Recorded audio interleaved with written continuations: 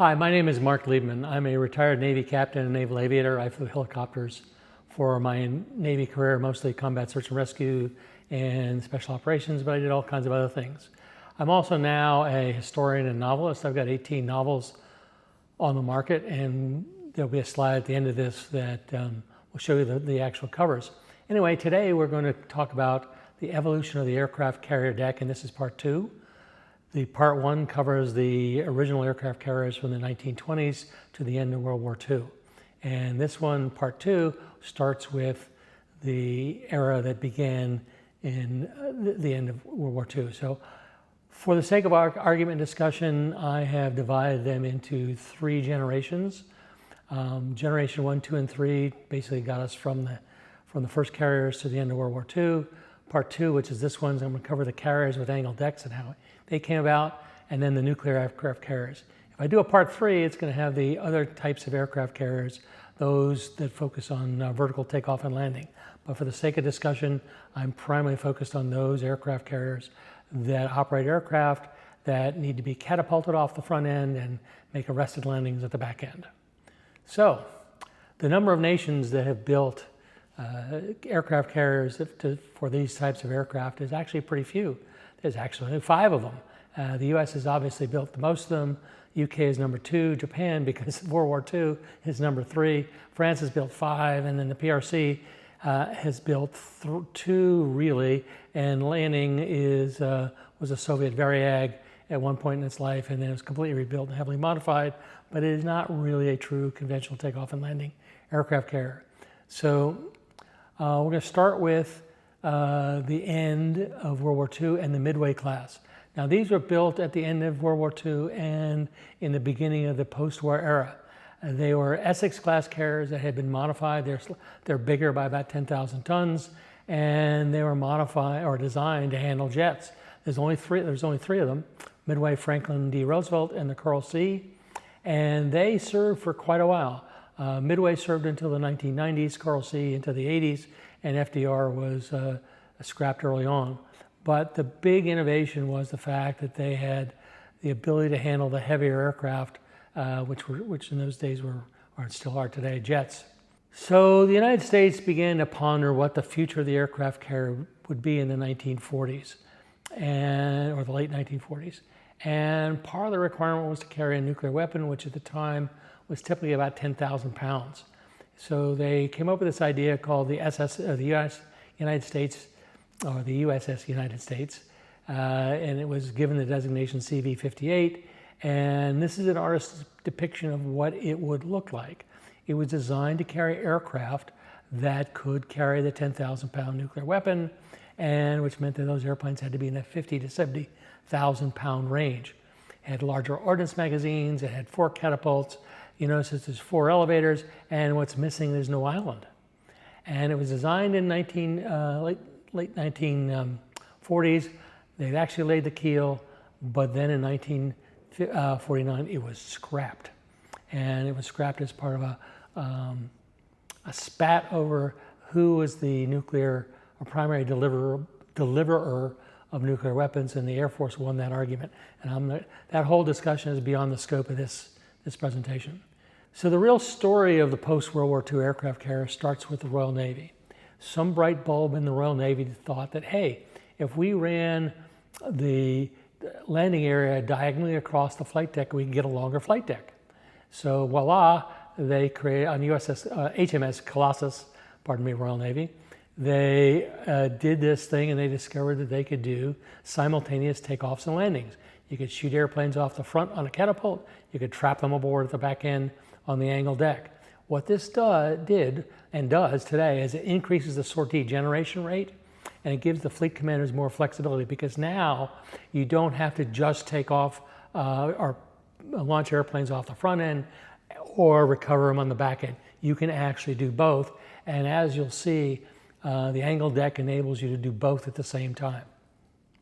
So that's the first major innovation. So Colossus led to the Navy bringing an Ark Royal back into the yards, and it was originally built with a straight deck, and they put an angled deck on it. And this is Ark Royal. You can see it from overhead. It's just launched a Buccaneer attack aircraft. It was heavier than the original design. The angled deck was about 5.5 degrees off the center line, and it gave them a pretty nice landing area. And so it had 2 elevators, 2 catapults, and its air wing was typically 40 to 50 airplanes, depending on the types. Well, okay, now you have a heavier airplane. In World War II, we developed a hydraulic catapult. Think of it as a giant shock absorber, except instead of absorbing shock, the liquid expands rapidly, shoves a shuttle down the track, and the shuttle is attached to an airplane, and it punches it off the front end of the deck. The hydraulic catapults had a lot of problems, one of which is that they were limited to how heavy the airplane could be that you're going to launch. They also leaked a lot, and the biggest disadvantage is they were prone to cold shots. And for a jet airplane, means that the pilot and air crew is going to get wet. The steam catapult, again, another Royal Navy invention in 1950, adopted by the U.S. Navy in 1954, had the big advantage is that it could launch heavier airplanes. It requires a boiler system that can generate the steam and complex plumbing that needs, trust me, constant maintenance. And there has another advantage we discovered during the Vietnam War is that steam ingestion into certain engines causes them to flame out as they go down the cat track. The A7As were, I hate to use the word famous, maybe infamous for it, and there was a saying in the Navy, in a rescue community, when you're out of A7s, you're out of rescues. But we did lose a fair number of airplanes before we figured out what was causing the flameouts, and it ultimately was fixed. But the big advantage, besides more power or thrust or whatever, the stroke is much more consistent. So the hydraulic catapult, it's like somebody just slams you in the back of your head or on your back, and you're actually decelerating as you're going down the cat track. The steam catapult gives you a heavy push in the back, and it's consistent as you go down the cat track. So that brings me to innovation number 3, and that's the Fresnel lens. Again, we can thank the Royal Navy for figuring this out. I'm not going to get into the mechanics of how it does, but it's a simple light system where the pilot actually flies, and if you look on the right side of the slide, you see this little orange ball, that's the meatball, and if the meatball is above the green datum line, you're high. If the meatball is below the green datum line, you're low. And the red lights on the bottom and the top means wave off, go around, apply power, get out of here. You're going to do it, make another pass. And it can be for a variety of reasons, everything from a foul deck, which means that the aircraft that landed ahead of you isn't out of the landing area, or because your approach is too safe, or whatever. But when you see the flashing red lights, it's full power and you're going around. Anyway, the Fresnel lens is really cool. It's really easy to use, and we use it even today with all the automated carrier landing systems, because when they don't work, this is what you got. Okay, so as the U.S. Navy began to look at the next generation carrier, they started modifying the Essex class carriers, of which we had a lot of them. So they basically are broken down into 3 different categories: the attack carriers, the CVS carriers, or the anti-submarine warfare carriers, and the helicopter assault carriers. And you can see the list of how it was broken down. Oddly enough, I've landed on all the attack carriers, as well as Essex, Yorktown, Hornet, and Ticonderoga. But what they did is they brought them into the yards and they put an angled deck on them. Antietam was the first that received an angled deck that's 10.5 degrees off the center line, which is another degree or so than what the Royal Navy does. It gives you a bit more separation between the airplanes on the bow and on the stern. Understand the U.S. carriers, particularly these, had 2 catapults in the front as opposed to 1 on some of the Royal Navy carriers. So if you want to look at how these decks evolve, this actually composite photograph I found in Navy archives, and it shows Franklin, which is an Essex class carrier when it was built, and you can see how the deck and the markings. You can see Wasp, also the second carrier that was Wasp, carrier 18, is again, you can see the deck. Notice that the deck edge elevator and the 2 elevators on the center line are there. Then they got to Hancock, and again, the markings have changed a bit. Then you get to Antietam, it's got an angled deck. Bennington got an angled deck. Hancock got an angled deck. And Oriskany got an angled deck. And you can see how this evolution looks and how they evolved over time. What's interesting is this is not what they did to Midway and Coral Sea, which I'll get to in this slide. So the Midways were all done, but the Midway and Coral Sea got the largest or the most modifications. So Roosevelt was modified to look like something what you see in 1957, but Midway and Coral Sea looked like what you see in 1970. So it took a carrier that was designed to be about 45,000 tons up to about 65,000 tons. And then it maintained the speed, had 2 catapults. The air wings declined in numbers, mainly because the airplanes got bigger. And so FDR was retired in 77, Coral Sea was retired in 1990, and Midway in 1992. But you can see how different these carrier decks were from 1945 to 1970. A lot more acreage, so to speak. So the first supercarriers were Forrestal, Saratoga, Ranger, and Independence, known as the Forrestal class. Again, the angle deck is 9 degrees. You can see this one has 6 wires on it. It ultimately got reduced to 4. Now on the Fords and the Nimitz, they're down to 3. It had gun mounts on the side, 5-inch gun mounts, but it was 81,000 tons initial displacement. It was a little over 1,000 feet long. Air wing again got smaller but these ships could easily handle a 90 aircraft air wing of jets and helicopters. And it has, again, 4 catapults, 2 in the waist, 2 in the bow. The limitation in this carrier and a lot of the Forrestals and again the next carriers is the the elevator on the left side at the front of the angle you can't use during flight operations because it affects both landing and also using the waist catapults. But you can use the other 3. Which brings me to the Kitty Hawks. The Kitty Hawks, there's actually 4 of them, or 5 of them if you want to include Enterprise. The first 2, Kitty Hawk and Constellation, were designed from the ground up as oil burners. In other words, they had conventional boilers that were powered by oil, drove steam turbines, and steam turbines drove the propellers. The first 2 are, well, they're all about the same size, about 82,000 tons. They carried air wings that range from 80 to 90 aircraft. I've been on America and lived on America and JFK. We easily handled 90 airplanes. That include big airplanes like F-14s and A-5s. But again, they were designed to handle these kinds of jets. They're upgrades of the Forrestal class carriers. And the interesting thing is when America was laid down, it was originally going to be a nuclear-powered aircraft carrier. And JFK was supposed to follow. There were things that changed, one of which was budget.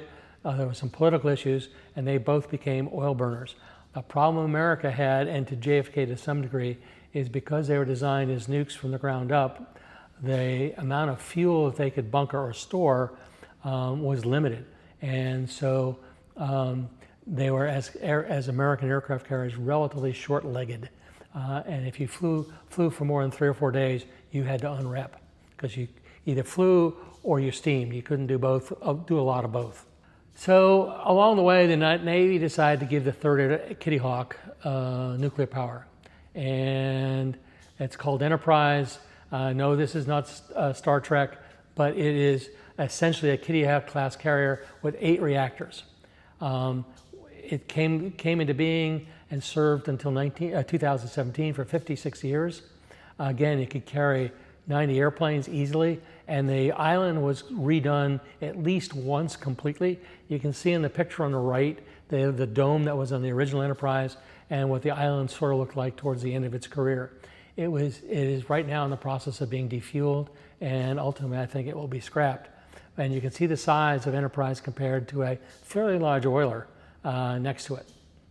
The big advantage of the ship is how fast do you want to go? And how long do you want to go that fast? Because again, it could steam, it could obviously outrun its escorts, and it had lots and lots of fuel space for aviation fuel. So we're going to skip to across the Atlantic and talk about the Charles de Gaulle. It's the only other Allied aircraft carrier that's nuclear powered. You can see this in the picture with Enterprise and the fact that it's about, well, in terms of size, tonnage, it's almost half the size. It's got 2 reactors, it doesn't go as fast, and the air wing is a lot smaller. De Gaulle operates E-2s, which is an American-built airplane, and Rafales. The early French air wings had Navy F-8s in them, but it's a pretty neat aircraft carrier. And again, the French are building a second one. It'll be a little bit bigger, from what I understand, than the de Gaulle. But this is the only other aircraft carrier that's nuclear powered that's in an Allied Navy. So the Nimitzes are the next generation, and what we did is we took the lessons learned from the Kitty Hawks and the Forrestals and Enterprise and built a nuclear powered aircraft carrier designed from the ground up. It's much bigger in terms of tonnage, 106,000 pounds. It's obviously faster, but the really interesting thing about this thing is it can handle a very large air wing. During Desert Shield and Desert Storm, Teddy Roosevelt had an extra squadron assigned to it, had an air wing that was about 120 airplanes on it, and it may have given the aircraft handler and the flight deck officer a bit of headache at times. It did just fine during Desert Shield and Desert Storm. The two images are here are just to show you the difference in shapes and how Ranger, which was the third of the Forrestal class carriers, and Nimitz, and what their decks look like and the differences. You notice that the elevator on the port side has been moved aft of the catapults. This way you can use it when you're bringing up airplanes. When you're launching, you really can't use it during landing, but you can bring up airplanes. And then you have the three elevators on the starboard side. So let's talk about Fujian. So Fujian is a Chinese aircraft carrier, and what's in the public domain there's not a lot on it. Other than the fact we know about what its displacement is about 85,000 tons. It is a smaller version of the Nimitz class carriers. It only has 3 catapults, it only has 2 elevators, and the air wing is much smaller. It's going to be about 50 airplanes. It was launched in 2022, and there's been some recent footage of the Chinese launching a stealth airplane and recovering one off the carrier. And as I tell all my friends, there's a long line of U.S. naval aviators and British and French naval aviators who want to stand on the bridge the first time they do night carrier operations in traps, because the Chinese are going to learn a lot. If you see the videos of the Chinese aircraft carrier, they wear the same colored flight deck jerseys we do. They follow the same thing, which tells us that they've been studying what we have been doing for the past 100 years. So the Fords, and they're coming, and they're not, as I'd say, at Model Ts. The picture on the right shows a difference between the Fords and the visible difference between the Fords and the Nimitzes, and the biggest one is the island is way farther aft and much smaller. The Ford, which is the first of the class, had lots of problems. The Navy went overboard in incorporating new technologies, primarily around the electromagnetic catapults and arresting gear. It gave them all kinds of problems, but they're slowly getting them sorted out. The crew size has been reduced.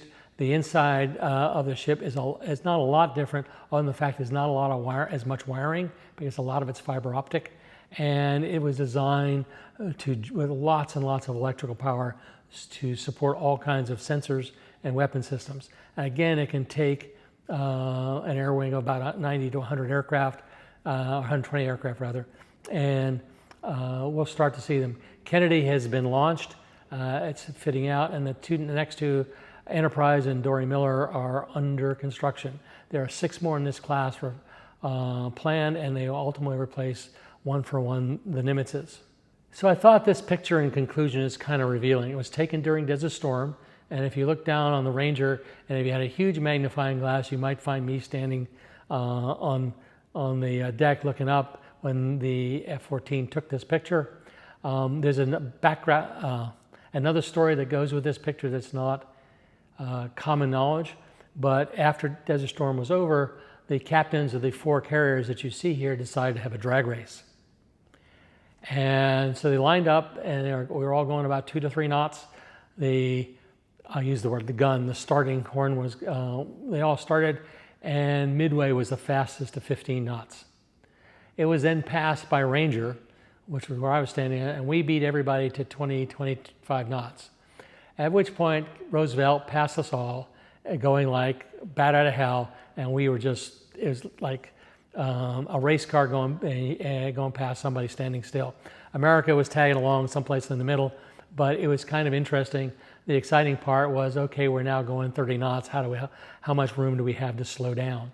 But anyway, this is 4 generations of U.S. aircraft carriers. You have a Nimitz and Roosevelt. You have a Midway, which is an evolution of the Essex. You have the Forrestal and Ranger, and America is a Kitty Hawk. For those of you who are interested, these are the 3 series of books that I have out there. I've written Counterterrorism, which are on the bottom, books about the age of sail and the American Navy and British Royal Navy and combat from the American Revolution through the War of 1812. And the top series follows a young naval officer from the time he arrives in Vietnam to the time he retires off the coast of Korea. I hope you subscribe to my channel. If you have any questions, feel free to post them. I read all the comments and I respond to most of them. Thank you for listening and thank you for watching.